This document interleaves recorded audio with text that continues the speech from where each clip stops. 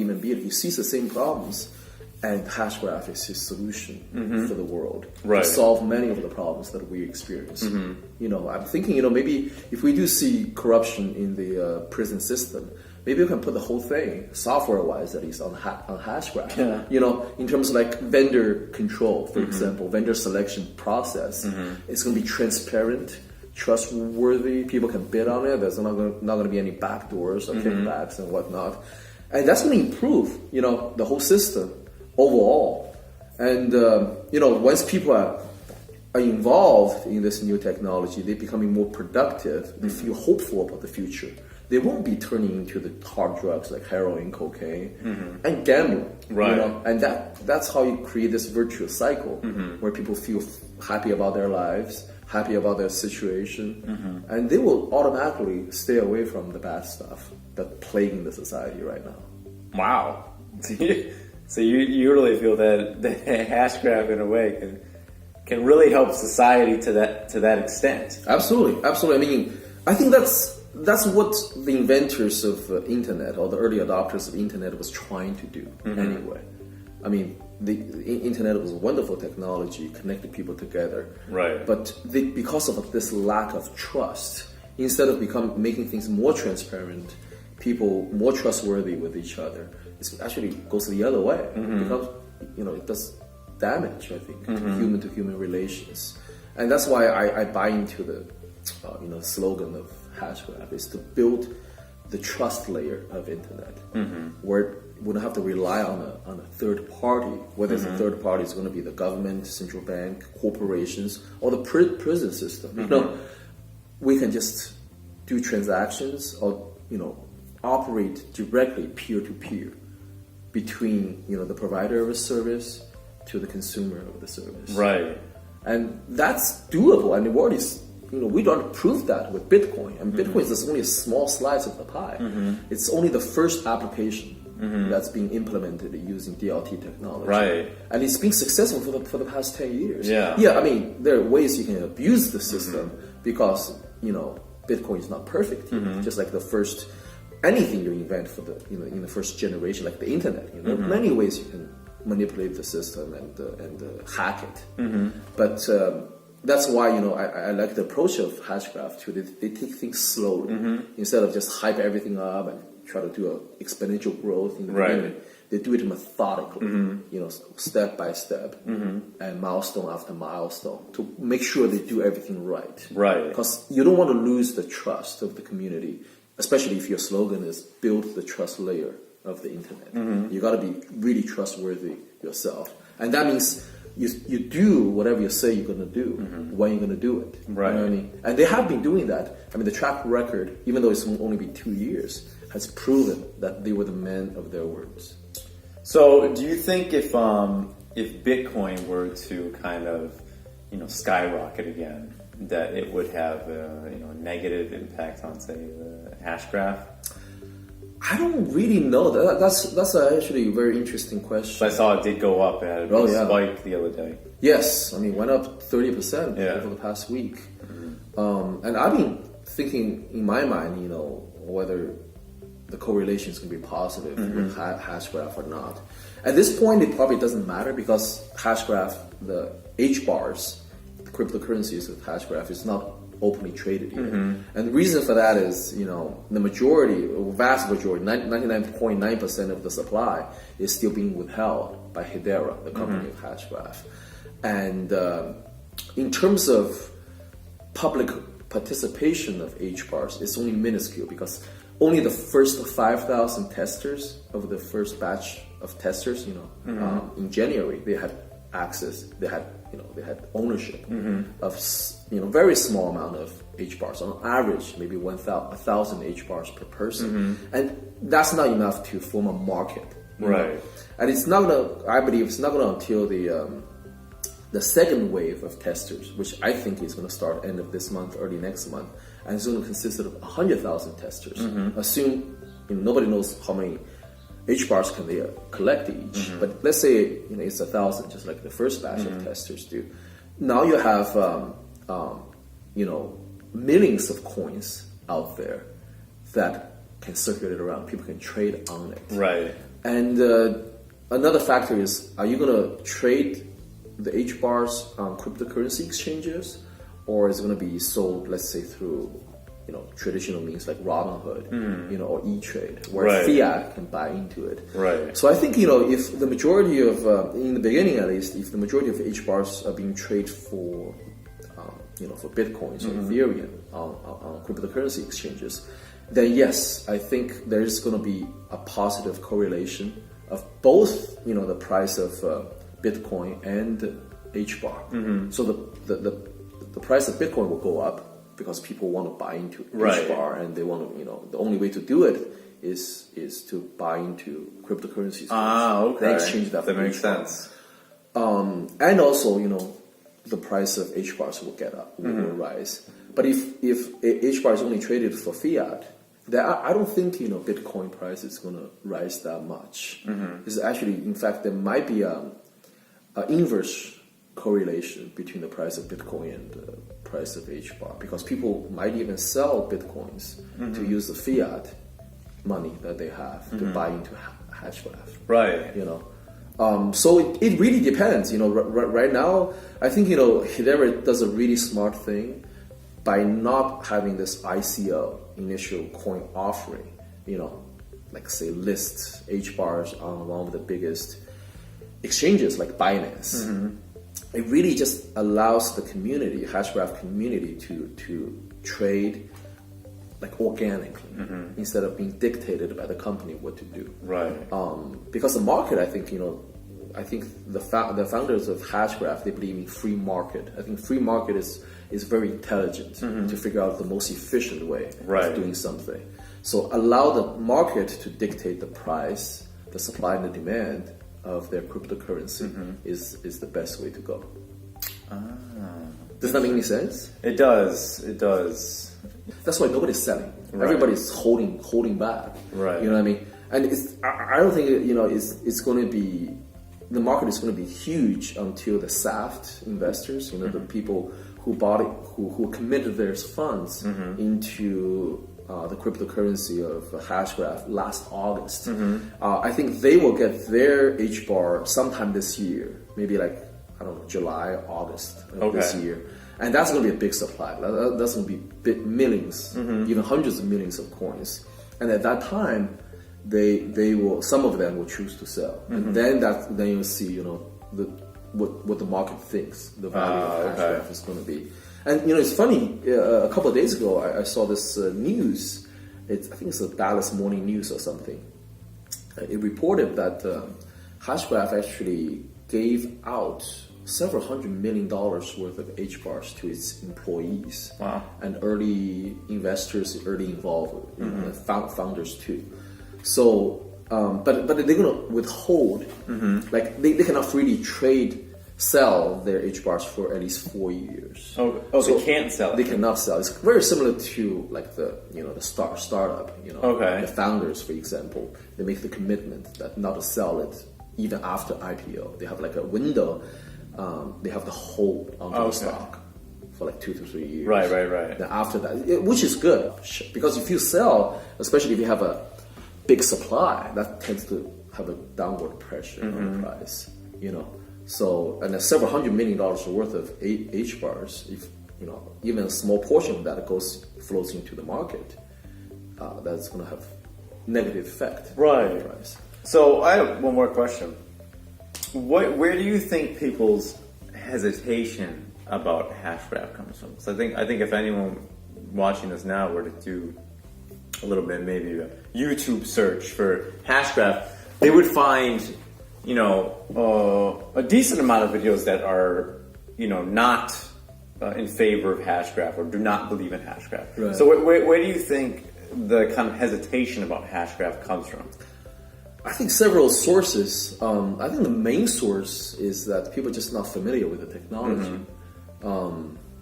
Because, your actions dictated by your beliefs, but your beliefs is really dictated by the knowledge you have, how much you know about this technology. Right. And people don't believe it because they don't know anything about it. And the reason for that is they're just not interested in it because nobody else around them are interested in it. Yes. So, to put it bluntly, most people are, they have this herd mentality.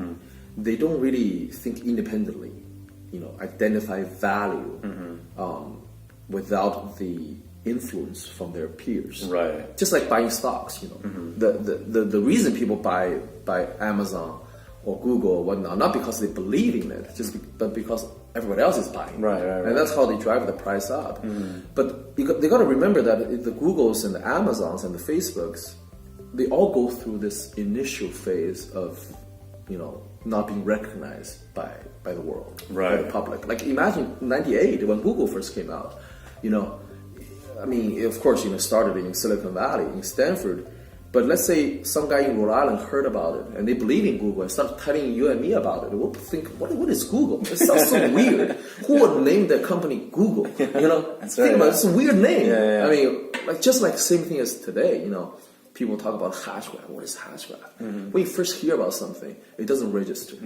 But once you see everybody's talking about it, not only the CNBCs and Bloomberg, but your friends are talking about it.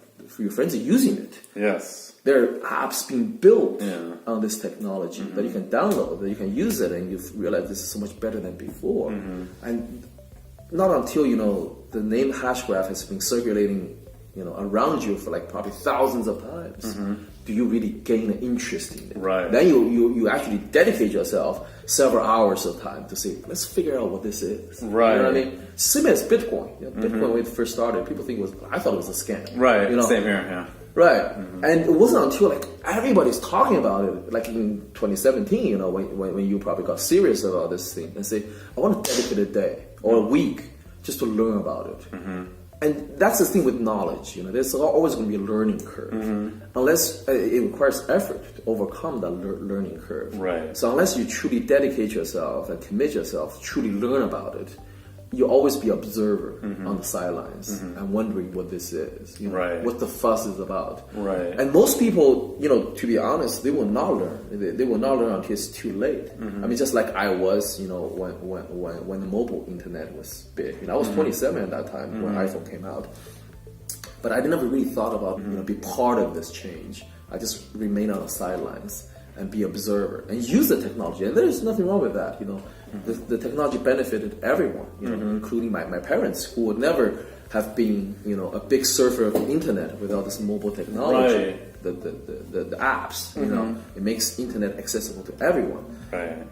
But if you can see the future, if you have faith in it, and if you have the commitment to do something in it, then why not? Why not take the next step, right, and overcome that learning curve and truly immerse yourself in this technology to see whether it's true or not. Right. You know what I mean? It's kind of like the Facebook phenomena. Who cares how many millions of friends you have? How many of them those are your real friends? They say that if you can count your real friends more than the fingers on your hand, that means you need to change your definition of friendship. Yeah, right. Right. That's why the free market is so much more efficient than a controlled economy like the Communist Party, for example, because eventually people will wake up. You can not fool everyone forever. And free market let the group aggregate makes the decision, and eventually the truth will come out. Eventually, the truth might not come out in the short run. Actually, I would argue the truth would never win in the short run. 2,000 years ago, people named truth onto the cross. But after 2,000 years, I'll just give it time. Truth will come out, and people will realize what is truth. But it just takes time. You know what I mean? And if you believe what you believe, like what I believe about Hashgraph, who cares how many people see my videos? Who cares how many subscribers I have? I'm happy just spreading this message to the world. And and I guess you can argue, how do you know whether you're right or not? And I say, I don't. We'll see. And it doesn't really matter who goes along with us. Even if the world says 1 + 1 = 3, but if I know 1 + 1 = 2, I don't care if the world is against me. You know what I mean? And if you believe this is the truth, if you believe what you believe, then go with it. Right. You don't have to get everybody along with you. The crowd is usually wrong. Yes. The population is usually wrong in the short run, at least. Over the long run, if your idea wins out, like the internet, over the past 20 years, like the Hashgraph, I believe, in the next 20 years, the truth, the results will speak for itself. You don't have to, like you said, find different gimmicks to lure people in, Right. to get the views up. Right. And many ways you can do that. I mean, it's easy to get views. You can just pay several dollars. You can buy like 1,000 views or something. So easy. But what's the point? What's the point of that? That's not truth. That's not true. It's not real. And I think that's great about Hashgraph. They don't create hypes. I mean, they are very well capitalized. If they choose to buy those views and buy subscribers, it's easy for them. They don't have to be the Justin Sun, the founder of Chuang. It's really, really terrible project, terrible person, I think. And the reason I say that is because all he does is hype, marketing. He doesn't care about improving his product. All he cares about is selling it, attracting views, attracting people, attention, whatnot. But Hashgraph is the opposite. It doesn't care how many views it got. It's just putting their heads down and working to perfect their network, perfect their algorithm. So let the results speak. That's actually... So it's really, what do you intend to get out of this? If you just want vanity, whether it's money or fame or popularity, likes or whatnot. Yeah, I mean, try those gimmicks. But for me, at least, my intent of starting this video channel is to spread, what I believe Hashgraph is going to be in the future, and hopefully, to connect with people who have similar ideologies, similar thoughts and beliefs, and hopefully, if we can do something together in this space, be a participant in Hashgraph instead of just an observer, because I think it's going to be the most important invention in the 21st century, and I want to be part of this wave. You know what I mean? Be active in this wave, instead of just looking on the sidelines. Just let this wave of innovation pass me by. So in that sense, I could care less about popularity. To tell the truth, I'm very glad that not too many people has known about Hashgraph at this time. Because just like stocks, if everybody knows about it, you better sell it because the price has already built in. The value has already built into the price. So right now it's the perfect timing, I think, to get involved in Hashgraph. If my grandma knows about it, if your aunt knows about it, then that might be a little bit too late. You have to find a niche, stand out. Thank you guys for joining us, and just if you're interested in Hashgraph, do research on it to see whether it is what we say it is going to be, the future of technology. And we'll see you on the next video. See you guys next time. Bye-bye.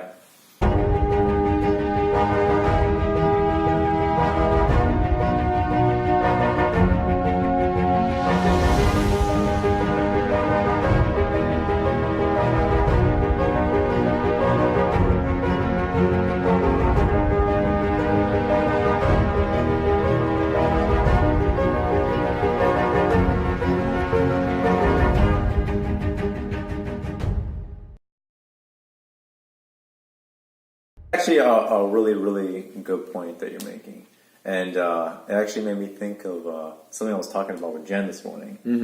That there's this guy that I found on YouTube who's really, really talented guitarist, and one thing I noticed about his videos is, let's say it were me, and I was really good at the guitar, and I wanted to make a video, but I wanted a lot of people to see it. I would do everything I can to make sure the background looked really nice, and I looked really nice, and everything was just perfect. But he did his videos in a way that it's almost like he didn't care. His hair would be a mess. He would have some big shirt on. He would just be on his bed with dirty laundry around. And it's very clear that he didn't care. Right. But because he was, he's very talented and was just put out these videos all the time, not caring about who would see him, it ended up resulting in actually really working out for him. Right. One of the things that happened, and it goes into that whole thing of how God will take what was meant for your harm and use it, for your ultimate good. Mm-hmm. And he made a video called he played a song called "Sultans of Swing" on electric guitar. But in the video, he looks very much like Harry Potter. His hair is kind of a mess. He has almost the same Harry Potter glasses and everything like that. And someone took that video and posted it to a website called Reddit, and titled it "Harry Potter playing Sultans of Swing," almost like making fun of him. Right. But what ended up happening is that went viral, and his video ended up getting about 8 million views, promoting him, giving him tons of subscribers. Now he has like 300,000 subscribers. He tours around doing shows. So it's like, all he had to do was just keep being himself, not try to impress anybody with a lot of flash, but just be himself and do what he wanted. And it ultimately led to success. Right. You know what I mean? Rather than trying to force something, using gimmicks to rope people in, because that's cheap. It's cheap views. It doesn't really equate to anything. It's like when you see a video on YouTube and it's got 5-10 million views, but then it's got 800 comments. It doesn't make any sense. 8 million views there should be hundreds of thousands of comments there. It shouldn't be 800. It doesn't make any sense. It's clearly because the majority of people clicked because of that thumbnail and within a second clicked away. Right.